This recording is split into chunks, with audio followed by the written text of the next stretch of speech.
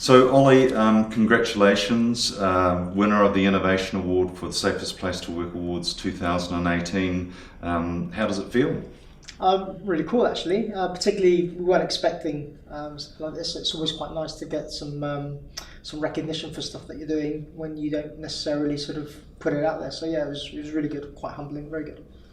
So tell us a wee bit about the journey you've been on over the last couple of years. From you came out from the UK, you come into a new country, new organisation, and I know you've been on this massive journey in that time. Can you just share with us a wee bit about that journey? Sure. It's been really exciting, actually. I mean, coming obviously from the UK and coming into the landscape as it was in New Zealand with the legislation, post-legislation change, and obviously after legislation change, it's been quite interesting because I feel like a lot of the stuff that we have learnt in the UK, we're now sort of starting to get to grips with here, and some of the common concepts that we sort of now take for granted in the UK are starting to be coming over here. But it's really weird. It's not as simple to say as New Zealand doesn't get it, because in fact in many cases they're getting it and then some. There's some real innovation coming out from people. They're really understanding some of the key concepts really quickly, and I just think it's really exciting because I really do think New Zealand is going to be a contender within the next 5 or 10 years on the world stage when it comes to health and safety, which is a fantastic place to be. So the journey here has been quite exciting because we've been able to sort of apply some of the lessons learned from the UK and some of the understanding. Particularly the pivotal one for me is around sort of health and safety not being that compliance element. It's got to be part and parcel of your business. It's not separate. Anybody that treats it as a compliance or a risk management tool is not quite sort of understanding the power that health and safety really has in terms of providing innovation to the business, driving better value for your services. You know, it's at the core principle of that. So that's something that I've really enjoyed doing. The journey as well was quite interesting, sort of resetting our systems. Some of them might call this foundational sort of elements, but again, just applying some of the newer techniques that we now understand sort of as our foundations so that we can build on those. And more importantly, how we make sense of those to the people that use them every day. And I think health and safety tended to be this black art where sort of those in the know would sort of release this information and try and get people to just jump through particular hoops because it looked good. But actually for us, it's around sort of trying to get people to understand why those hoops are there, and actually to not look at them as hoops, but look at them as platforms of knowledge that they need to master before they can then go in and add an extra dimension to their management skills. And that for us has been a really important part. So building capability in our managers and understanding what good health and safety looks like. So we're getting away from your traditional sort of silly health and safety elements and actually moving to critical risks and significant risks, and actually understanding that we need to manage risks accordingly. So yes, it's been a really interesting journey to the point now as well where the team that we work with, a lot of experience in the team, a lot of them coming from very different industries and backgrounds, and sort of coming together in an organisation like Council, which is extremely diverse. And I don't think anybody truly understands just how diverse Council can be, and how exciting that can be for a safety professional, because you're not sort of tied into one particular sector or everything. So yes, it's been a really interesting journey to do that. Again, engaging some of our senior managers, and in particular our ELT, who have just been really sort of hungry for knowledge. And I always think that you're onto a winner when your ELT actually don't look at you blindly, or your executive lead team, I should say, don't look at you blindly and go, what are we on about, or what's this? But when it actually resonates with them from a business point of view, you know that they're getting it. That's because you're talking their language. And then, I don't believe any manager actually sets out to want to hurt their people. But what I do believe is that not everybody understands the how. So for us to be able to platform the how is really important. So that journey has been quite important. I think the Safe365 tool for us has been a pivotal piece of that. Setting our strategy within the organisation as well, so having a clear direction of what we wanted to achieve when it came to safety. We don't just want to have a policy in place, we don't just want to have systems in place, we want to make it a true value of Council. We want to position safety as a true business metric within the organisation that can be measured, and it can. Something that can deliver value, and it does. Something that can generally improve operations, and it does. So we wanted to align that very much to business. So the strategy was aiming for something, and the Safe365 tool to allow us to basically convert that into something that's tangibly visible, tangibly attainable. It doesn't scare people, and all of a sudden people can really engage with that and go, okay, I can do this because I know what good looks like, I know what X looks like, I know where I am now, I know where I need to go. And that's the ethos of basic management for many years over. I know the position where I am, I know where I want to get to, I need to have a roadmap, I'm away. And that's essentially the journey that we've been on over the last 2 years. So I know as part of that journey, you looked at every single business unit reporting into the executive team, and there was some differences between them. Yeah, so I think one of the pivotal things that we identified at Council early on was that, particularly with the diverseness of Council, we can't have a one-size-fits-all to each department. We've got departments like animal management who deal with dogs and sort of situations of that nature in terms of imminent risk. And then we've got departments like our IENS department, Infrastructure and Environmental Services, who deal with everything from baiting over the Henry Range, which is quite controversial and has its challenges, over to building interceptors and sort of drainage systems for Auckland. So completely diverse, and no health and safety management system can really deal with that. So the concept for us is really around sort of breaking down that management system concept and applying some of the new systems around that are quite famous around sort of the safety 2, as it's called in the health and safety evolutionary terms, around freedom within a framework. So we basically set a corporate management system with various standards that you have to attain, but then we allowed departments the individuality and the ability to tailor these to what fitted into their operational being, so that their managers, who may be engineers or may be biodiversity specialists or whatever, can put it into their speak and understand what they're talking about. But actually it's incumbent on us as the corporate team to understand what the end product does. And I don't care how they get there, as long as the end product is good. And as long as that works, and that's cool. Because that engenders ownership. It engenders a commitment by people because they can see what it is. It's no longer jargon free by a health and safety professional. It's something that they've created themselves and they've got skin in the game. And more often than not, they really know what they're doing. They know what their tasks are. So they've probably been working safely for years, but nobody's ever sort of put it into their language.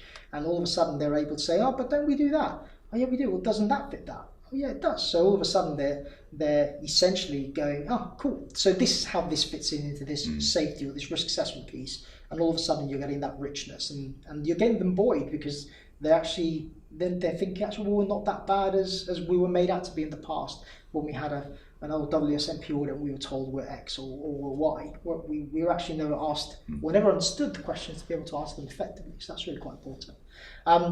So you alluded to the unit. So as part of the Safe365 rollout for us, we had 47 business units that we rolled this out across, and every one of them very different. Everything from a building consents team to, as I said, animal management, who are all in the same division, to our leisure centres.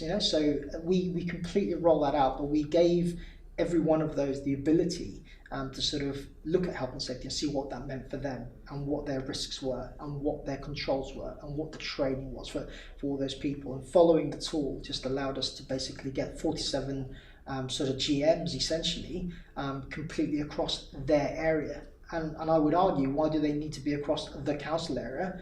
I want that GM to be great at his area, and actually they're all fighting towards that common aim, which is sort of my role in terms of getting the organisation sort of thinking about safety properly. But they're all engaged, they're all working to one tool, they're working to one goal, but very much with their own little flavour. So that was very much a critical step, sort of breaking down the business into those areas and telling them that it's okay to not just apply one policy for everyone and everything else. I know that you mapped out the 40 plus business units and put them onto a maturity graph, and then you took that to Stephen Town, the executive, and his team, and plotted that out for them to say that this is actually what our health and safety capability and culture looks Absolutely. like. What was that experience about? I think it was actually quite a good experience. For me, it's quite a brave one because I had to open up with we've been operating on the basis of a WSMP proposal for many years, and we were told that we were at tertiary or we were told that we were at secondary. But the reality is that that does not cover council. So when you actually plot out each one of those 47 business units onto the maturity graph, and you see the departments that are low on the maturity compared to the ones on the higher maturity, and then you start overlaying the risk element across it, particularly around the business unit and what business they have, that all of a sudden for an executive is painting a very different picture. And I think a lot of the executives, certainly on when we were having that conversation, were asking some really good questions around, well, actually, I would want to know which areas are low performing and which ones have the high risk, because that's the ones I would want to question.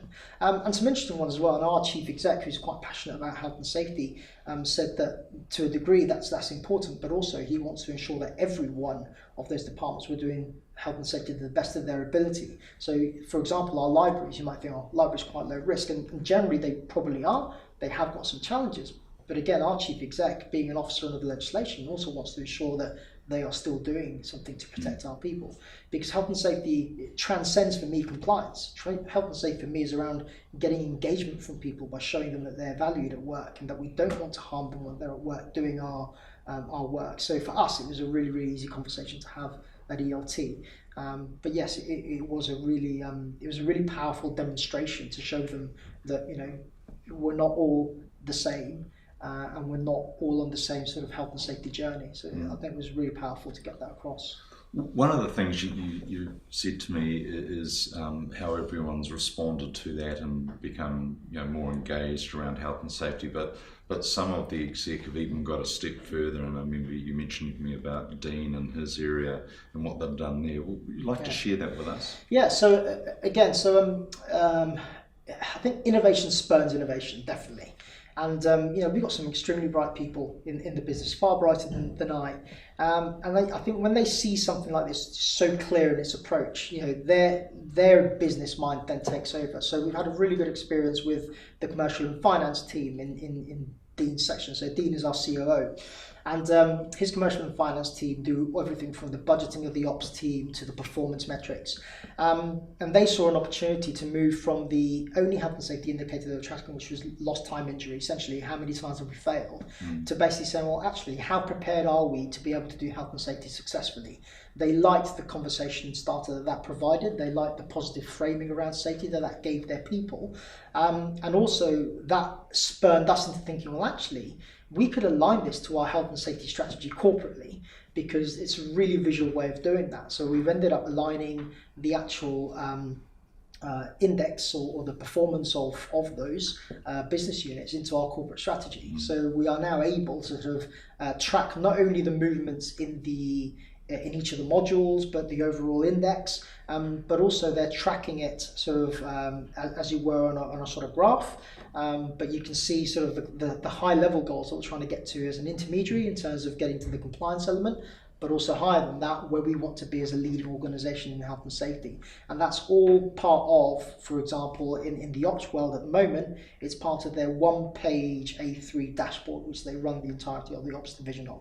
So what we've done automatically is we've put health and safety front and centre of their business decision making. So you've got a manager who now looks at not just his staff turnover, his absenteeism, his budget and how they're tracking. Health and safety is there as well, as it should be. Health and safety is a critical element to your business planning, and also to seeing how you're faring in the conducting of your business, and it allows you the ability to do that.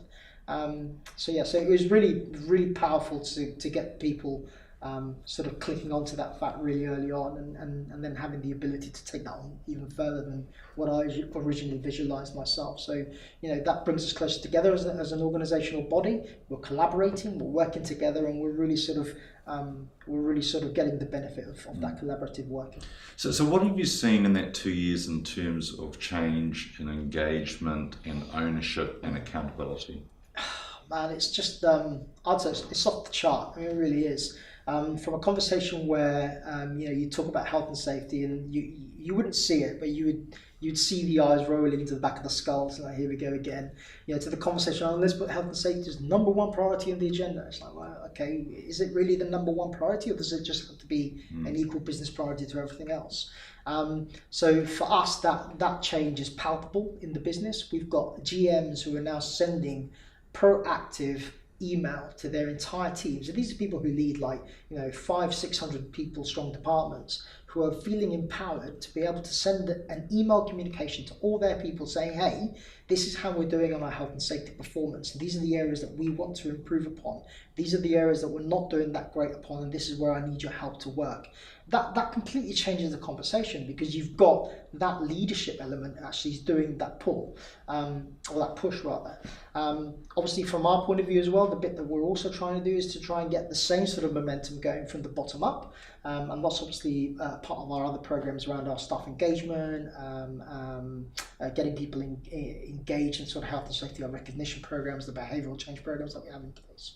But actually for those GMs to sort of take that leadership element, that's where it all starts. You showed me the email that was sent today, I think it was, from a GM to you and others, and reading through that, you can just sense the commitment and the passion around health and safety. I mean, has that been the fundamental change that you've seen here in terms of the culture? So. Yeah, I think so. It's just been that confidence. I think it's that confidence of a manager to actually finally understand what it is we were talking about, and to see it so clearly and to see it broken down into some of the areas that I need to do to improve is just so clearly laid out in front of them that they're generally very clever people, so they can see where they need to go.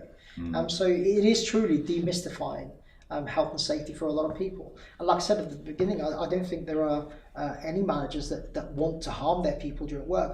I couldn't think of one manager I've ever come across that actually would want to do that. But what I do think there are managers with very low capability sets who may not be as prepared to show sort of a lack of knowledge or perceived lack of knowledge in a particular area that's very important to their staff. So in many cases it just kind of gets glossed over or mentioned, or what I call sound bit leadership, where they're saying the right thing but have no idea how to affect them. So actually when you have a tool that actually gives you a great starter, or a great sort of direction into that, there's a lot of managers that leap onto that and go, actually this is really good. But they are owning that conversation, and that's worth a lot to a lot of people. And the movement away from health and safety being that thing that sits over there, something we need to get to your general managers and your staff knowing it's a critical part of business performance, and the commercial side of it, and then actually measuring, tracking and seeing what your return on investment is from investing in these things. Yeah, absolutely. I mean, the value proposition that we have with health and safety is incredible. So, we tend to think about health and safety, the value that health and safety gives around sort of, the prevention of accidents, and therefore you're not going to have any losses into your business. Well, that is true, absolutely. There's no one's denying that. But, you can think more broadly around that, just basic, and I'm sorry for getting technical, but you go to Maslow's hierarchy, people feel valued and wanted and respected at work. Guess what? They're going to work harder. They're going to be more engaged. So the productivity increases you get, the engagement that you get from your people, that all translates into other things like, customer service. Richard Branson coined the phrase, you look after your people, they will look after your customers. Well, we're seeing that straight away. We're seeing that actually people who are feeling valued and cared for and are not worrying about how they're going to get harmed at work, or are not worried about how their employer is not necessarily looking after them. They're going to give 110% to your people. If they can see them being looked after, they're going to give you 100% back. So for me, it's a whole lot of the value proposition that you've got to give. And we're seeing it hand over fist at the moment in terms of innovation, sort of spurring even more innovation. So it's really cool to sort of see something like this sort of run through the business. It's not perfect, it isn't perfect. I'm painting a picture of perfection. It's not, but actually we're seeing all the right sort of flashes of light, all the right sort of communications coming out from certain GMs. And that for me is a really good sign. So we're really, really pleased about the direction that this is going, and the impetus that this has allowed for us to sort of generate to the business. So Ollie, one of the things I really loved about what you were doing, which I thought was really innovative, we've got the Safest Place to Work Awards, which is all about recognising organisations, and I fundamentally believe that if you recognise organisations, you recognise people, you lift performance. And one of the things I really loved about what you did was you brought that external concept around safest place to work to actually bring it internally inside the organisation. You might say that it creates a bit of competitive friction, but it's actually about recognising those business units who are performing really well in terms of their health and safety, recognising the fact that they are doing it, and then passing on the learnings to the other business units. Absolutely. Can you tell us a wee bit about that? Yeah, so I think recognition is a fundamentally key part of any sort of change program or any sort of business item that you want to really make succeed. So people have got to feel that they're making some progress. So the concept behind that was just to blow it all wide open so that all of the directors or the GMs could see each other's scores. And this wasn't from, yes, it will drive competition. It wasn't from a punitive point of view. It was the opposite. We had a very strong GM network, and I know that maybe after a few beers or whatever, they'll be talking about how are you getting up to doing what you're doing, and they're showing those little secrets for the little source that has been successful to them. So that's been really, really quite cool in terms of having that conversation. But again, when we put up those scores at ELT. Our executive lead teams every quarter, when we track it on our dashboards, they can all see generally who's had the biggest leaps, who's had the biggest moves up or down, particularly after the verification audits, and they can again just talk to each other. Well, how have you achieved that? So they might turn to a director. What have you done in your particular department to crack that particular module? Can we copy it? And that for me was really important because again, sitting at the centre of a corporate team, I do not believe that is my role in health and safety to basically spoon feed everyone the success. It's for them to own that success, and if it works into the business, guess what? We've got some really smart people and they solve something. I will quite rightly and quite unashamedly take that back into the corporate mechanism and go, this is fantastic, well done, I'm going to apply this as a new corporate standard into the organisation. So you're constantly lifting the game, but it's something that's coming from the business as opposed to being an edict from the head of health and safety or from Stephen Town as the chief exec. It's actually coming from the business. So that sort of natural evolution is how I believe true steps forward are really made. So that competitive element is definitely there. They like it. I gather New Zealand likes a bit of competition. But yeah, it's certainly gone down really, really well here. And I think it's something that is certainly driving some of the success that we're seeing here. Yeah, I think that whole continuous improvement, stretching out to actually do things better, faster, smarter, and then creating some recognition around that and then sharing it with others in terms of the whole learning agility piece within your organisation can only lift the capability and the culture of the organisation. Yeah, absolutely. And it's peer-to-peer learning. It's no longer sort of a corporate learning program on how to write an effective safety management policy or something. It's peer-to-peer learning, GM to GM, about what that works for them. And obviously we are part of that journey. We will give them advice, but essentially we give them the advice to be able to help themselves. So again, yes, that capability piece is more important. One of the ethoses I've always lived my health and safety career through is that my aim is always to do myself out of the job. I need to be able to leave a business with the tools, the capability, the right the right frameworks, mindsets to be able to become self-sufficient in safety. And I believe by having those conversations, that is attaining that part of the way. So what's the big thing for you over the next 12 to 24 months? What will the council be focusing on? You've obviously completely moved the dial from where it was to a very engaged workforce around health and safety. It sounds like you're embedding it in your culture. You've got an engaged executive, you've got a CE who's passionate about this, and an executive team, and it's been cascaded through the organisation. What's the next piece of innovation for you guys? So I think there are three that I've certainly got on my horizon. The exec team are a joy to work with. So when you've got an exec team who are so open to leading on safety, a lot of things are possible. So that's one that's well and truly not on my list to do because I've got that. Certainly pushing it further into the management layers so that people leaders are are more understanding of what we're trying to get them to do, and that health and safety does not need to be the bureaucratic monster that it's painted to be, that we are applying a good wholesome dose of reality to how they do their work. That's a really, really important thing, and that's something that we have got to carry on working on, particularly with the advisors in the business, around giving them that timely and effective advice. So that's one thing that we're going to do. The second one for me is around leveling off the business. So again, like the maturity curve said, I want to bring, or I'd like to see us bring the business to a combined maturity level, so that we can all be certain that all parts of the business are up to a particular level, not just not just some of the early adopters or some of the key GMs or whatever. So I think that's the second thing that we really want to do. And I think the third one for us is to really get that engagement piece going with our people. So again, we're working on something quite exciting at the moment around sort of re-platforming our safety strategy, so that we're making it far more visual, and actually again probably using Safe365 as the visualization focus for that. So we're currently drafting up proposals for Project 80 or project that will look at basically bringing on our people to see what good looks like, so they can see what part they play in doing all this. So really the engagement piece is now sort of driving it from the bottom. So yeah, those are the three things that we'll be looking at doing, and again, Safe365 as a tool will be quite central to that visualization piece for what our people need to see and what they need to be responsive to.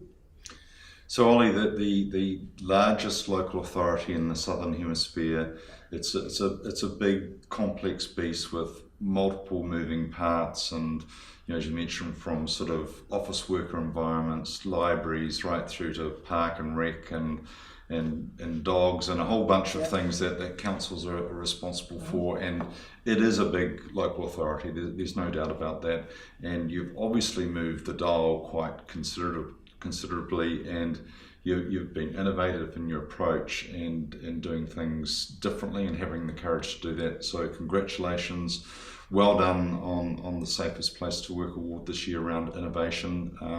It is truly a reflection of the hard work that you and your team have put into this. Congratulations. Thank you very much, Mark. It's been a pleasure. Awesome. Thank you.